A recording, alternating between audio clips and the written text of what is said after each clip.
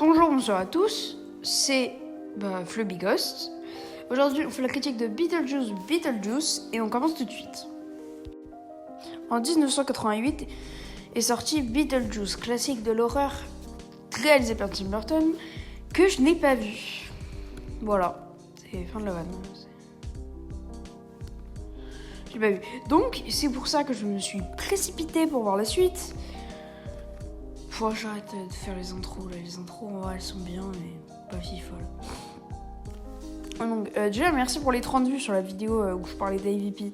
Alors, ça m'a déjà énormément surpris. Moi, je m'attendais à peu de vues. Et merci pour les 30 vues aussi. 30 vues sur la critique de Maxime Minx. Et le film, je l'ai vu avec Carixa qui est allez voir sa chaîne, vraiment, c'est cher bien. Elle fait de l'animation. Non, elle fait pas de l'animation. Elle fait de la... En fait, c'est un contenu humoristique autour des animés. Du coup, si vous kiffez les animés, allez voir. Oh, c'était la pire pub du monde. C'était même pire que mauvais, limite. Ok, bon, on passe à la présentation, du coup. Beetlejuice est réalisé par Tim Burton, réalisateur de Big Fish et de Beetlejuice. Le film a un scénario de Alfred Goes, je sais pas comment on dit, qui a fait le scénario de Spider-Man 2 et L'Arme Fatale, avec un scénario aussi de Miles Millar qui a fait le scénario de Spider-Man 2 et L'Arme Fatale, et Seth Grahame-Smith qui a fait le scénario de Lego Batman et Dark Shadow. Le film est avec Michael Keaton qui joue dans Birdman et le fondateur, Winona Ryder qui joue dans Une vie volée et Alien 4, Catherine O'Hara qui joue dans L'étrange Noël de Monsieur Jack et Frankenweenie, et Jenna Ortega qui joue dans X Scream Mercredi, dont j'avais déjà parlé dans la critique de Maxime. Vous allez comprendre pourquoi si vous allez voir la vidéo. William Dafoe qui joue dans The Florida Project et The Lighthouse, et pour finir Monica Bellucci qui joue dans Le Pacte des loups et Irréversible. Le film a une musique de Danny Elfman qui a fait la musique de Made in Black et de Spider-Man 2, parce que je fais une équipe qui gagne, avec une photographie de Harry Zambarloukos qui a fait la photographie de Locke, le film avec Tom Hardy et Mister Venise. Bref, voilà. On a du beau monde sur le film. Conclusion, déjà, juste au casting, on a un casting... Waouh. Vraiment, on a vraiment du beau monde et ça m'étonne. C'est vrai que quand je l'ai écrit, je m'y attendais pas trop, mais maintenant je m'en souviens et il y a vraiment beaucoup de monde. Là, on est à la critique sans spoiler. Après, on fera une critique vraiment énorme parce que le film, on peut presque rien dire. Du coup, on fera une critique. Là, c'est la critique sans spoiler. Puis, il y aura la critique avec spoiler qui arrivera plus tard dans la vidéo. Déjà, je vais juste commencer par le fait que les décors sont juste magnifiques. Magnifique. C'est super beau. Vraiment. Les décors, ils sont magnifiques. Le moment, par exemple, où... juste la maison. Les décors de la maison. Ou même les décors du... Je sais pas comment on dit. De l'au-delà. De l'au-delà. Je sais pas trop. Même les décors de l'au-delà qui sont magnifiques. Vraiment. En plus, la photographie, elle accompagne vraiment super bien. Comme la première fois. Putain. Il y a un humoriste français. Voilà, c'est le mec qui fait de l'art. C'est un humoriste, je crois, français. Je sais qu'il est français, mais je sais pas trop. Et il arrive dans un décor et les lumières clignotent. Et ça, je trouve ça super beau. Avec Donny... Oh non, Donny DeVito, voilà. Je suis pas sûre que c'est ça, mais c'est pas grave. Ouais, avec Donny DeVito qui joue. Et voilà. Normalement, c'était magnifique. Aussi, il y a les acteurs qui jouent super bien. Non, mais je vous avais parlé dans le casting 5 étoiles. Mais putain, on a du beau monde. Michael Keaton, Winona Ryder, Catherine O'Hara, Jenna Ortega, William Dafoe. Putain, William Dafoe, j'étais content quand je le voyais. Monica Bellucci. Franchement, on a du beau monde sur le film. Et du coup, j'étais très contente déjà de les voir tous à leur prime. Bon, peut-être pas Jenna Ortega qui joue le même rôle depuis 10 ans, mais... Après, on n'est pas là pour critiquer. Je trouve que William Dafoe il joue vraiment un rôle hilarant et différent de The Lighthouse. The Florida Project, je l'ai pas encore vu. Mais je trouve que, par exemple, Winona Ryder, elle joue vraiment un rôle... Attends, est-ce que je joue un rôle différent ? Ouais, je joue vraiment un rôle différent de de Joyce dans Stranger Things. Catherine O'Hara, bah, je l'ai vu quelque part, mais je sais pas où je l'ai vu, putain. Et Michael Keaton, bah, il est à son prime. Hein. Après, j'ai pas vu le premier, peut-être que dans le premier, il est mieux. Là, j'ai trouvé vraiment... Bah, après, il y a toutes les blagues de merde où il rote, où il pète, je trouvais ça chiant un peu. Genre, le film, en fait, on savait pas vraiment à qui il voulait s'adresser, genre... Il voulait s'adresser, genre... Il y a un moment presque du body horror, même si j'abuse de Guetin là, c'est quand elle s'aggrave. Moi, personnellement, ça m'a pas dérangé, mais qu'avec ça, je crois que ça l'a un peu dérangé. Je suis même pas sûre, tu vois. Et du coup, tu vois ça, tu montres ça à un enfant, déjà c'est chaud, je pense. Et du coup, là, le fait qu'il rote et qu'il pète, je sais pas à qui ils veulent s'adresser, genre. Soit tu fais un film pour les ados adultes, et même plus ados, enfin, plus adultes techniquement, soit tu fais un film pour les enfants de 10 à 8 ans, de 12 à 8 ans. Franchement, ça devient un film pour eux. Hein. Oui, aussi, il y a Bob. Il y a Bobby. Non, je kiffe Bob. Et en plus, à la fin, Tim Burton, je sais pas. Moi, je découvrais vraiment Tim Burton. Enfin, je découvrais vraiment l'univers de Tim Burton. Parce que j'avais déjà découvert l'univers de Tim Burton dans cette série de merde avec Jenna Ortega. C'était genre mercredi. Vraiment déçu, j'ai checké les 2 premiers épisodes. Non, tout le monde me disait que mercredi c'était génial. Et du coup, j'ai dit, oui, mais non, c'est plus la merde. Et du coup, ils m'ont dit, si, regarde, au 3e épisode, ça devient bien. J'en ai regardé 4 d'épisodes. Oh, putain, j'ai même pas pu continuer tellement ça me faisait chier. Donc, c'est avec joie que je reviens voir Tim Burton pour une 2e chance, mais voilà. Non, mais qu'est-ce que je voulais dire Non, mais oui, du coup, c'est là que j'ai découvert le truc de Tim Burton, genre sa réalisation. Enfin, je l'ai découvert déjà dans les premiers épisodes de mercredi, mais bref. Putain, le mec, il s'égare trop. Mais vraiment, j'ai découvert une réalisation vraiment avec des références super, mais ça, j'en parlerai dans la critique spoil. Non, vraiment, mais je découvre vraiment une réalisation belle, millimétrée, même si mais c'est pas... Elle sort pas du lot, je trouve. Il y a 2-3 trucs, bon, vraiment génial, hein.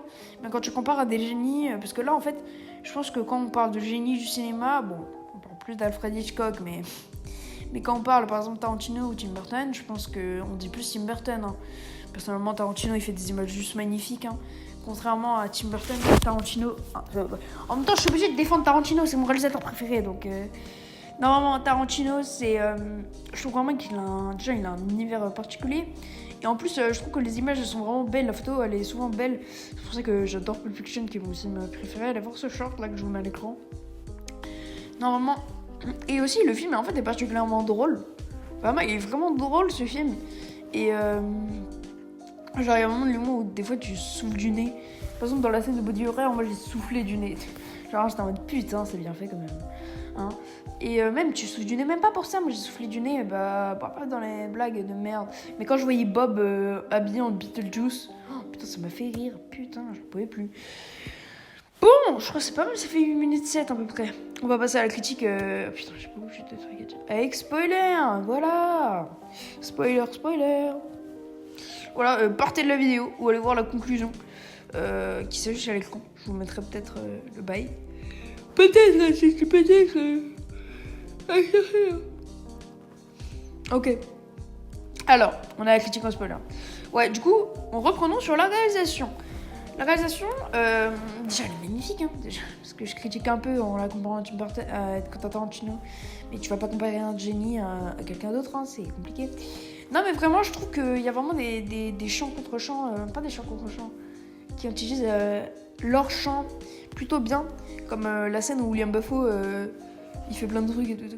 Même la scène de comédie musicale à la fin, je trouve que c'est particulièrement bien filmé. La caméra est vraiment rythmée tout le film, il nous rythme un peu l'œuvre et je trouve ça pas mal. Du coup, reprenons sur les acteurs aussi. Les acteurs sont juste géniaux. Putain, William Dafoe, putain. Waouh, son truc de policier. Moi, si je trouve que c'est un peu survolé, son bail de policier. C'est vraiment un peu survolé. Genre, moi, le bail que je trouvais vraiment intéressant, c'était le bail de policier. C'est survolé, comme ça, blam, comme une flèche. Aussi, tout le monde disait que Monica Bellucci, elle sert à rien dans le film. Oui, bon, c'est vrai. Mais c'est vrai qu'on la voit 10 minutes et qu'après, elle se fait buter. Bon, c'est peut-être vrai. Mais en fait, je pense que le film, son gros problème, c'est qu'il va trop vite. Le film dure quoi, 2h11 ? Allez, il aura dû durer 2h45. Ouais. Mais je sais pas si les studios voulaient bien ça. Parce qu'en fait, j'ai l'impression que tous les trucs forts du film, ils les survolent. Genre, comme une flèche. Merde. Comme par exemple Monica Bellucci, ça aurait pu être un personnage super intéressant. Mais on la survole. C'est chiant. Vraiment, c'est chiant. Comme le serpent, on le voit 5 minutes dans l'œuvre, il est sur l'affiche. On le survole. Vraiment, je trouve que le film, en fait, se fait toujours, tous les thèmes qu'il va aborder, se fait survoler. Tout le film est un peu prévisible, mais voilà. Pourquoi je me suis égarée ? Du coup, ça, c'est un point négatif. Hein. Vraiment, les acteurs, je trouvais qu'ils jouaient particulièrement bien. Hein. Monica Bellucci, pas ouf. Hein. La musique est... Oh, putain, la musique, elle est vraiment style gothique, pas mal. Que j'ai retrouvé genre un peu style féerique, gothico. Oh, ça va déjà. Mais bref, vraiment la musique était pas mal. La photo aussi, j'en avais parlé en depuis, mais la photo est géniale. Oh, les teintes de vert, de bleu, de rouge, de rose. Putain, c'est ça qu'on veut. Les costumes aussi, putain, les costumes. Genre même le costume, genre... déjà, les costumes sont géniaux, hein. Beetlejuice, c'est super bien. Les maquillages aussi. Bob, putain, mais Bob, je t'aime, Bob. Putain, c'est quoi si j'adore Bob. Et Cat et Nora, ils sont particulièrement bien habillés. Hein. Et en plus, qui je voulais dire Ouais, par exemple, tous les meurtres. Et ça justement, c'est un problème positif. En fait, je trouve que le film a tellement, genre, il y a tellement de façons de mourir. C'est comme une série il y a longtemps. Je me souviens même plus du nom. C'est l'intro, mais je vous l'avais bien. C'est comme vraiment une énorme série, genre. On voit plein de morts de tous les côtés. Et ça, je trouve ça vraiment génial. Vraiment, je trouve ça. Genre, c'était en mode même le croque du requin où le mec il fait ouais, mec. Et en gros, qui se fait croquer. Ça, je disais, oh putain, ouais, c'est pas mal fait. Hein. Après, il y a le scénario et l'histoire hein, qui sont vraiment pas mal, pas mal. Qui vraiment, je trouve que. Ils avaient un peps particulier, je pense. Le scénario et l'histoire, ils avaient vraiment un truc assez particulier. Qui, moi, par exemple, ouais, c'est pour ça, l'histoire, c'est pas. Genre, l'histoire en soi est bien, mais je pense que ça aurait dû être plus long. Hein, parce que là, tout est survolé à la 4ème vitesse. Et le scénario, c'est la même chose. Je trouve que les dialogues sont plutôt bien écrits, hein, des moments qui nous font un peu rire. Et aussi, il y a les références géniales, comme le moment où on comprend que Beetlejuice, avant, il était marié avec Monica Bellucci. Et du coup, là, il y a un petit référence au cinéma d'horreur italien. Enfin, je me trompe pas, n'hésitez pas à me corriger en commentaire. Une petite référence au cinéma d'horreur italien, que je trouve vraiment pas mal. Ou même les références beaucoup de choses. Par exemple...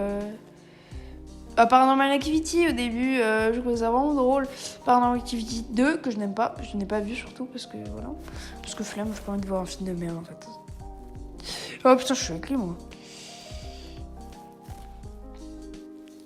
Après, vraiment, le film a une sorte de comédie. Des fois, il a une comédie musicale comme à la fin où tout le monde chante et je trouvais ça pas mal. Mais vraiment, tout le film est drôle. En soi, comme le mec il parle et en fait il y a du sang qui jaillit. Je fais bien ça. Et putain, c'est ça qu'on veut. Merci, je veux. Le stop motion du film. Je crois. Le stop motion du film, comme le serpent il est animé en stop motion. Et ça, je trouve ça pas mal. Déjà, c'est du stop motion pas fait avec IA, du coup c'est cool. Mais arrête, putain. Aussi le moment où on voit comment le mari s'est fait buter, je crois, non ? Je sais même pas. Du coup, au tac, on a du stop motion. Et par contre, vraiment, le film, la fin, là, c'est un point négatif, là, de fou. La fin, c'est tout ça pour ça, quoi. Tout le film se crée pour qu'ils rentrent chez eux. C'est chiant. Moi, je trouvais que la fin, avec Jenna Ortega qui dit à Beetlejuice, non, mais c'est pas valide, en fait. Je trouve ça chiant. Genre, putain, tu peux pas... Genre, c'est pas... Tu peux pas rendre... Putain, genre, tu peux pas rendre... un truc qu'ils nous ont imposé avec l'histoire, complètement détruit en une fraction de seconde. C'est pas un acte de Dieu, hein. Vous savez ? Putain, un acte de Dieu, je veux dire que en gros, les réalisateurs, souvent les réalisateurs croyants américains, il faut souvent passer des actes complètement surréalistes par des trucs de Dieu comme Night Shyamalan dans Signe. Même si allez voir l'épisode de Chroma sur Signe de Karim Debache, c'est génial. C'est putain de génial. Oh, c'est sur Dailymotion, mais aussi il y a sur YouTube. Moi, je regarde sur YouTube personnellement parce que non, mais vraiment, je trouve que vraiment le film se crée de A à Z pour qu'on arrive C'est chiant. Genre, mais mettez-moi un truc de pète, non? Non, vous voulez pas? Voilà. Ouais, c'était la fin de la critique. Elle sera un peu plus chill que celle de Maxime. Hein. Bah, bien évidemment, je fais pas trop de critiques en une vidéo. Ouais, déjà, excusez-moi pour... Maintenant, on passe à la conclusion. Déjà, excusez-moi pour avoir sorti un short où je disais de la merde, voilà. Excusez-moi, parce que c'était pas spécialement voulu, c'est... Voilà. En fait, voilà, c'est compliqué. La conclusion. Du coup, le film est très divertissant et cool. Vraiment, je crois que le film était très divertissant. C'est vraiment un truc de divertissement et c'est simple. Par contre, je trouve que Jenna Ortega joue toujours la même chose. Putain, X, Scream, Beetlejuice, mercredi... Putain, ça fait un carré, le bail. Putain, mais je joue la même chose. Le film, je lui mets 7-6. Et voilà. Et voilà, c'est tout. J'ai un compte Insta qui est Flobighost. Abonnez-vous, likez, commentez, partagez. N'oubliez pas de commenter si vous avez un avis à faire sur Beetlejuice. Et déjà, merci d'avoir cliqué, parce que ça, j'ai envie de le dire depuis un film, et du coup, je le dirai. Voilà. Et bah, merci. Allez voir la chaîne de Karixa, voilà.